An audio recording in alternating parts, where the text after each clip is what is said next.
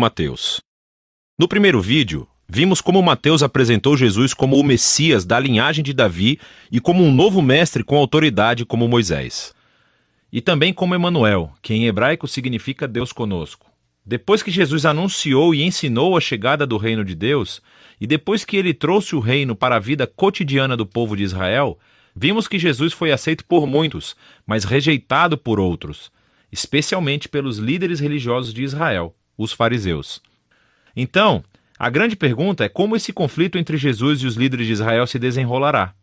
A próxima grande sessão, capítulos de 14 a 20, explora todas as diferentes expectativas que as pessoas têm sobre o Messias.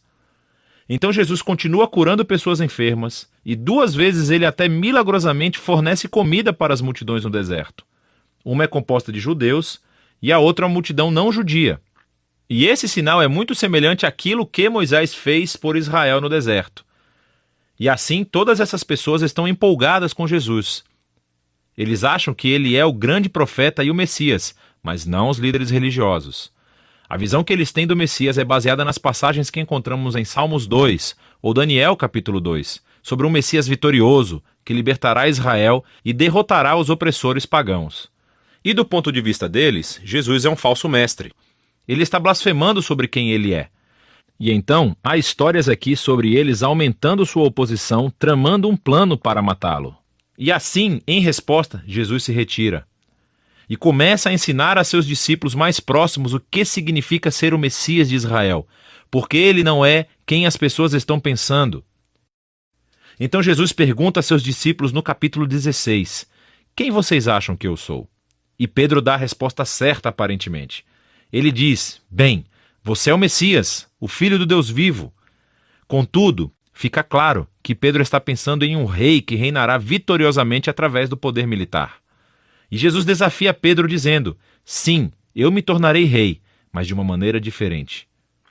E assim Jesus começa a ensinar sobre os temas do profeta Isaías, que disse que o rei messiânico sofreria e morreria pelos pecados do seu próprio povo.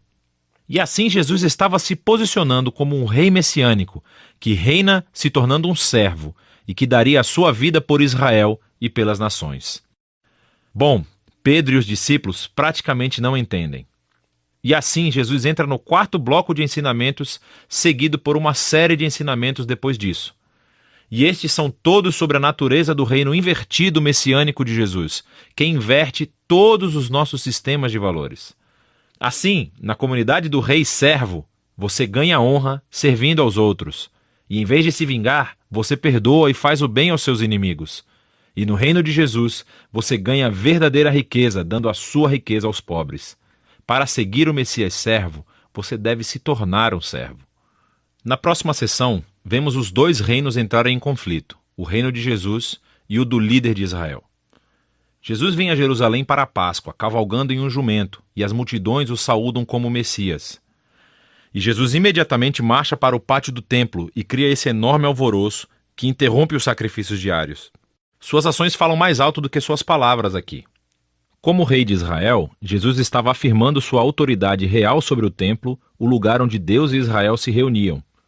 E na visão de Jesus, o templo foi comprometido pela hipocrisia dos líderes de Israel.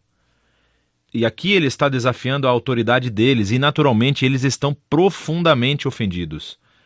E assim, eles tentam encurralar Jesus e envergonhá-lo no debate público, mas falham. Então eles acabam decidindo que ele deve ser morto. Em resposta, Jesus entrega seu bloco final de ensinamentos.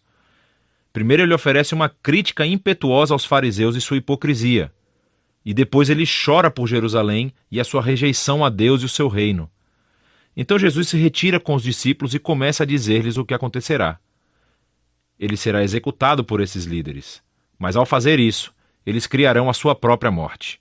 Porque, em vez de aceitarem o caminho de Jesus para o reino pacífico, eles tomarão o caminho da revolta contra Roma.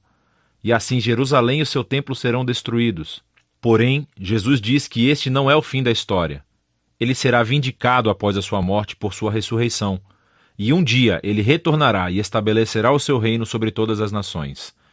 E assim, enquanto isso, os discípulos precisam ficar alertas e permanecer comprometidos em apenas anunciar Jesus e o seu reino e espalhar as boas novas.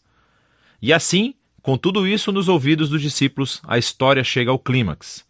Naquela noite, Jesus chama os discípulos e celebra uma refeição de Páscoa com eles. A Páscoa reconta a história do resgate de Israel da escravidão através da morte do Cordeiro Pascal. E Jesus toma o pão e o vinho desta refeição como novos símbolos, mostrando que a sua morte será um sacrifício que redimiria o seu povo da escravidão, do pecado e do mal. Depois da refeição, Jesus é preso e é levado a julgamento perante o Sinédrio, um conselho de líderes judeus, e eles rejeitam a sua pretensão de ser o Messias. Eles o acusam de blasfêmia contra Deus. Então Jesus é levado perante o governador romano, Pilatos, e ele acha que Jesus é inocente, mas cede à pressão dos líderes judeus e sentencia Jesus à morte por crucificação. Então Jesus é levado pelos soldados romanos e crucificado. Você notará aqui nessa seção que, assim como Mateus fez nos capítulos iniciais, ele aumenta o número de referências ao Antigo Testamento. Ele está tentando mostrar que a morte de Jesus não foi uma tragédia ou um fracasso, mas sim o surpreendente cumprimento de todas as antigas promessas proféticas.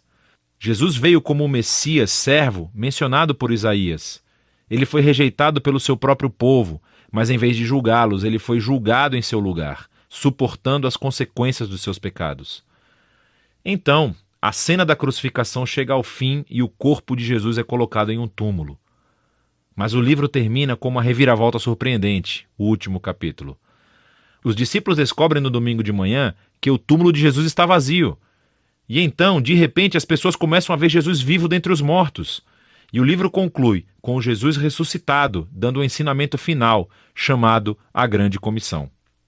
Jesus diz que agora ele é o verdadeiro rei do mundo. E assim, ele envia seus discípulos para todas as nações com as boas novas de que Jesus é o Senhor.